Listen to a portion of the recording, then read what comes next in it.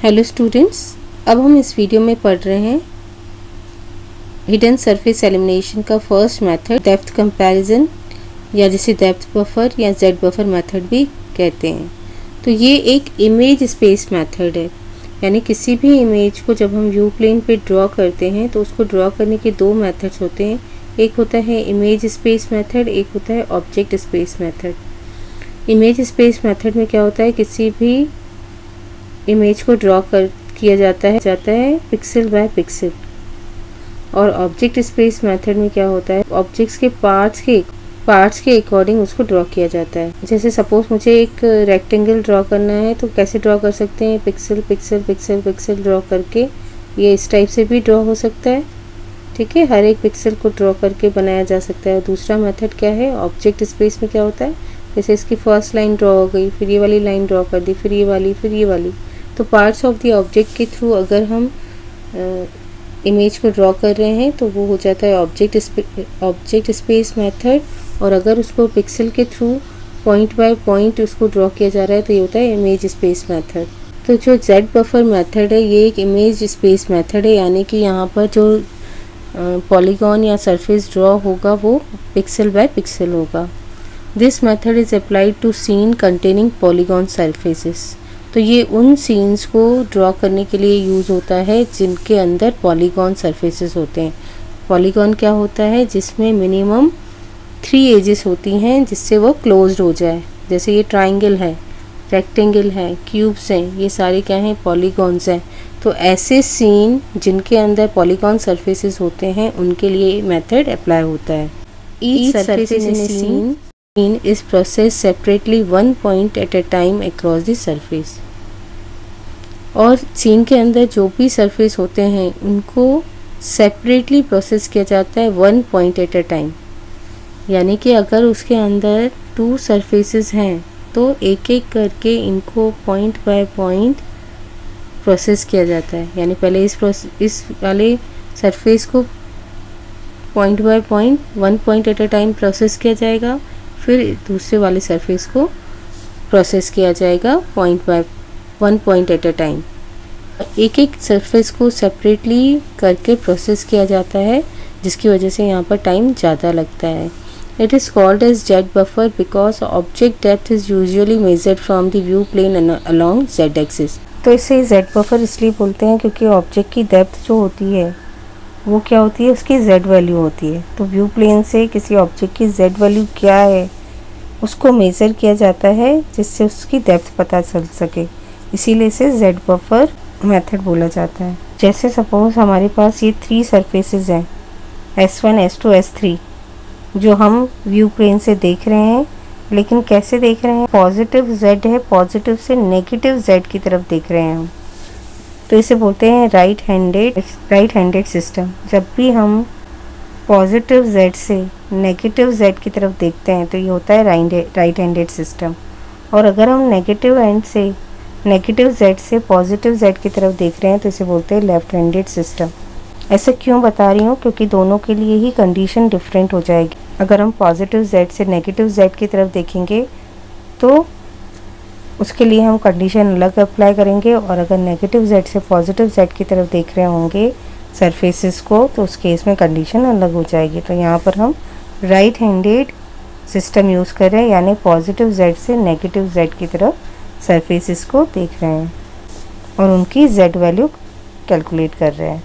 It is implemented in normalised coordinates, that means X Y Z is between 0 to 1। तो यहाँ पर ये condition है कि जो कोऑर्डिनेट्स होंगे एक्स वाई जेड की वैल्यू होगी वो 0 और 1 के बिटवीन ही होनी चाहिए, उससे ज़्यादा नहीं होनी चाहिए। Using right handed system looking in the negative Z axis direction.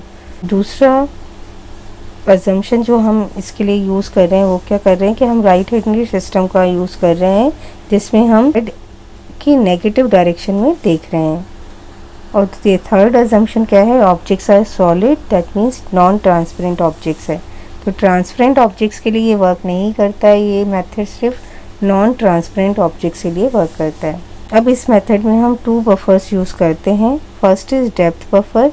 It is used to store depth value that means z value for each xy position as surfaces are processed. Depth buffer में हम क्या करते हैं, जब हम किसी surface को process कर रहे होते हैं तो xy के करस्पॉन्डिंग उसकी जो z वैल्यू होगी, मैंने सपोज मैं इस पॉइंट को ले रही हूँ, तो इस xy के करस्पॉन्डिंग जो z वैल्यू होगी उसे कहाँ स्टोर कर दिया जाएगा, डेप्थ बफर में। तो हर xy पोजीशन जो होगी सरफेस की, उसके करस्पॉन्डिंग जो भी z वैल्यू होगी उसको हम स्टोर करने के लिए डेप्थ बफर यूज़ करते हैं। सेकेंड बफर यूज़ होता है refresh buffer. It stores the intensity value of each position. तो हर पिक्सल की, हर पोजीशन की जो इंटेंसिटी होगी उसको कहाँ पे स्टोर किया जाएगा, रिफ्रेश बफर में, क्योंकि इस पॉइंट की आप z वैल्यू को z बफर में स्टोर कर रहे हो और इस पॉइंट की इंटेंसिटी क्या है, उसका कलर क्या है, किस इंटेंसिटी से उसको ड्रॉ करना है इमेज पे, उसको कहाँ पे स्टोर किया जाता है, रिफ्रेश बफर में।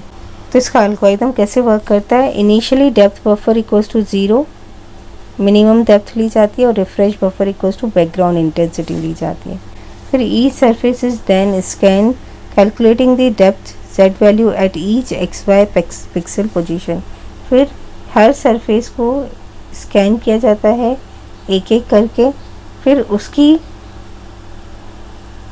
हर एक पॉइंट की करस्पॉन्डिंग जो z वैल्यू होती है उसको कैलकुलेट किया जाता है। ठीक है, जैसे xy पॉइंट पे इसका z कैलकुलेट कर लिया कि क्या है। नेक्स्ट क्या किया जाता है, calculated depth value is compare to previous one stored in buffer. जो आपने z वैल्यू कैलकुलेट की है उसको कंपेयर किया जाता है डेप्थ बफर के अंदर जो z वैल्यू है उससे। ठीक है, z बफर के अंदर जो z वैल्यू है और जो आपने xy पोजीशन पे z वैल्यू कैलकुलेट की, इन दोनों को आपस में कंपेयर करते हैं। If the calculated value is greater than the value stored in the depth buffer, then the new depth value is stored and intensity at the position is placed in the refresh buffer। तो अगर calculated z value greater than है depth buffer के z value से, तो इस z को replace कर दिया जाएगा depth buffer की वैल्यू से। जैसे सपोज depth buffer में 3 है और नई जो xy पोजीशन की z वैल्यू आई है वो 5 है, तो क्योंकि 5 ग्रेटर देन 3 है तो इस 3 के प्लेस पे क्या आ जाएगा, 5 आ जाएगा। और इस XYZ पोजीशन के करस्पॉन्डिंग जो भी इंटेंसिटी होगी इस पॉइंट के करस्पॉन्डिंग जिसके आपने Z वैल्यू कैलकुलेट की है, उसकी जो भी इंटेंसिटी होगी उसे किस में स्टोर कर दिया जाएगा, रिफ्रेश बफर में। तो इसे अगर हम कोड के फॉर्म में लिखें तो कैसे होगा, if Z greater than depth buffer XY, क्योंकि जो डेप्थ बफर होता है उसमें मैट्रिक्स होती है जिसमें होता है x वैल्यू क्या होती है, रो, और y वैल्यू क्या होती है, कॉलम। तो इस xy के करस्पॉन्डिंग जो भी z वैल्यू होती है उसे डेप्थ बफर में स्टोर कर दिया जाता है। तो इनडायरेक्टली हम कह रहे हैं कि डेप्थ बफर के अंदर जो z वैल्यू स्टोर्ड है और जो नई z वैल्यू कैलकुलेट की गई है उनका कंपैरिजन करने पे अगर जो न्यू z वैल्यू कैलकुलेट की गई है वो ग्रेटर होगी डेप्थ बफर के z वैल्यू से, तो डेप्थ बफर के xy पोजीशन पे हमें क्या करना होगा, z को स्टोर करना होगा और रिफ्रेश बफर की xy पोजीशन पर हमें इंटेंसिटी स्टोर करनी पड़ेगी, इस पिक्सल की इंटेंसिटी को स्टोर करना पड़ेगा। Values for a surface position x, y are calculated from the plane equation for each surface. Surface की हर xy वैल्यू के करस्पॉन्डिंग उसकी डेप्थ वैल्यू को कैलकुलेट करने के लिए, यानी z वैल्यू को कैलकुलेट करने के लिए प्लेन इक्वेशन यूज़ की जाती है सरफेस की। सरफेस की प्लेन इक्वेशन क्या होती है, ax plus by plus cz plus d equals to 0। तो इससे z की वैल्यू फाइंड आउट करेंगे तो ये क्या हो जाएगा, minus ax minus by minus d by C. यहाँ पर x y z जो है वो क्या है, पॉइंट्स ऑन द प्लेन, और a b c d क्या है, constant coefficients describing properties of plane. ये सारे कोफिशिएंट्स है सरफेसेस के। After all objects with their projected polygon surfaces have been scanned converted in this way, the correct image is in the refresh buffer। तो जब सारे objects को उनके projected polygon surfaces से हम स्कैन कन्वर्ट कर लेंगे तो फाइनली जो रिफ्रेश बफर में इंटेंसिटी वैल्यूज़ होंगी वो हमारी करेक्ट इमेज होगी। इसके ड्रॉबैक्स क्या हैं, time consuming which is problem in real time application. ये बहुत टाइम कंज्यूमिंग है क्योंकि एक एक करके हर सरफेस को स्कैन किया जाता है, उसकी z वैल्यू कैलकुलेट करके फिर कंपैरिजन होता है, फिर रिफ्रेश बफर में उसके करस्पॉन्डिंग वैल्यू स्टोर होती है, इंटेंसिटी वैल्यू स्टोर होती है। तो ये बहुत टाइम कंज्यूमिंग प्रोसेस है, तो इसे हम रियल टाइम एप्लीकेशन में यूज़ नहीं कर सकते हैं। मेमोरी डिमांडिंग, यहाँ पर मेमोरी ज़्यादा लगेगी, तो मेमोरी यहाँ पर ज़्यादा यूज़ होती है क्योंकि यहाँ पर 2 टाइप के बफर्स यूज़ करने पड़ते हैं, एक डेप्थ बफर और एक refresh buffer. Not works for transparent objects, transparent objects के लिए ये मेथड आप नहीं यूज़ कर सकते हो। It processes 1 object at a time, एक ऑब्जेक्ट को एट अ टाइम ये प्रोसेस करता है, इसीलिए इसमें टाइम ज़्यादा लगता है। पेज क्या है, सिंपलेस्ट इमेज स्पेस एल्गोरिदम है, सिर्फ आपको Z वैल्यू कैलकुलेट करनी है और कंपेयर करनी है, तो ये सबसे सिंपलेस्ट मेथड है। For each pixel on the display screen we keep a record of the depth of an object और surface within the pixel that lies closest to the observer. तो object और surface की हर pixel जो कि display screen पे show होनी है, जो कि हमें एक्चुअली डिस्प्ले स्क्रीन पे दिखती है, उस हर पिक्सल का रिकॉर्ड, हर पिक्सल की डेप्थ वैल्यू का रिकॉर्ड जो है डेप्थ बफर में स्टोर किया जाता है, जो कि क्लोजेस्ट होती है ऑब्जर्वर के, जिससे फाइनली जो यूज़र को इमेज शो हो वो उसे डिस्प्ले करके दिखाई जा सके। तो यहाँ पर अगर XY पॉइंट की Z वैल्यू फाइंड आउट की है, अब नेक्स्ट हमें x+1 और Y वैल्यू वाली पॉइंट की Z वैल्यू फाइंड आउट करनी है। तो उस केस में क्या होगा, अगर Z वैल्यू फाइंड आउट करने का फॉर्मूला हमने क्या देखा था, -ax -by -d/c।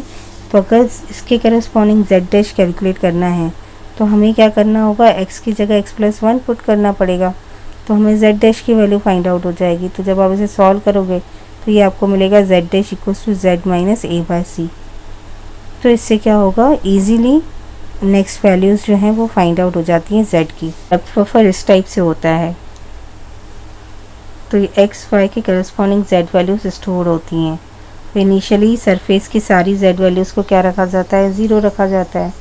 फिर अगर न्यू वैल्यू इस पॉइंट की जैसे Z वैल्यू 3 मिल गई जो कि ग्रेटर है, तो उसको स्टोर कर दिया जाएगा। यहाँ पर भी 3 मिल गई तो 3 आ जाएगा, यहाँ पर भी 3 आ गई तो 3 आ गई। तो जो भी वैल्यू ग्रेटर मिलेगी उसको स्टोर कर दिया जाता है। जैसे अब यहाँ पर, अब जैसे Z बफर में यहाँ पर 3 हो चुका है, अब नेक्स्ट वैल्यू यहाँ पर 5 आ गई, तो 3 जो है 5 से रिप्लेस हो जाएगा। तो जो भी ग्रेटर वैल्यू होती है वो Z बफर में आ जाती है और उसके करस्पॉन्डिंग जो इंटेंसिटी होती है वो रिफ्रेश बफर में स्टोर हो जाती है। पॉजिटिव Z से नेगेटिव Z की तरफ देख रहे हैं, ये देखो मैंने ऐसे एरो बनाया है। अगर हम पॉजिटिव से नेगेटिव की तरफ, जो राइट हैंडेड सिस्टम होता है, उसमें हमने कंडीशन क्या देखी, डेप्थ बफर को इनिशियली 0 से इनिशलाइज करते हैं और चेक करते हैं कि अगर Z में जो न्यू Z वैल्यू आई है वो अगर वो ग्रेटर है डेप्थ बफर के Z वैल्यू से, तो उस केस में हम Z बफर में जो न्यू Z वैल्यू आई है उसको स्टोर कर रहे थे। ठीक है, तो क्लोज़र पॉइंट जो होगी, हमें व्यू ऑब्जर्वर की क्लोज़र पॉइंट लेनी है, तो उस केस में जो नई वैल्यू आई है वो क्लोज़र होती है ऑब्जर्वर के। लेकिन अगर आप नेगेटिव Z से पॉजिटिव Z की तरफ देख रहे हो ऑब्जेक्ट्स की डेप्थ को फाइंड आउट करने के लिए, तो उस केस में इनिशियली आपको डेप्थ बफर को इन्फिनिटी से इनिशलाइज करना पड़ेगा। ठीक है, और चेक करना पड़ेगा if Z is less than depth buffer Z value.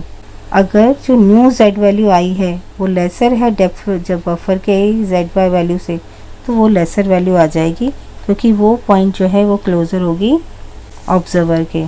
तो यहाँ पर इनिशियली जैसे यहाँ पर इन्फिनिटी स्टोर्ड है, अब सपोज़ यहाँ पर वैल्यू आ गई 2, तो 2 स्टोर हो जाएगा क्योंकि 2 इज़ लेस देन इन्फिनिटी। तो जो भी लेसर वैल्यू आएगी वो स्टोर होती जाएगी डेप्थ बफर में, अगर हम लेफ़्ट हैंडेड सिस्टम यूज़ कर रहे हैं। इसी बुक में आपको राइट हैंडेड सिस्टम दिखेगा, किसी में लेफ़्ट हैंडेड सिस्टम यूज़ किया हुआ दिखेगा। तो आप जिस भी सिस्टम को यूज़ कर रहे हो आपको एग्ज़ाम में स्पेसिफाई करना पड़ेगा कि आपने कौन से सिस्टम को यूज़ किया, लेफ़्ट हैंडेड सिस्टम की राइट हैंडेड सिस्टम को।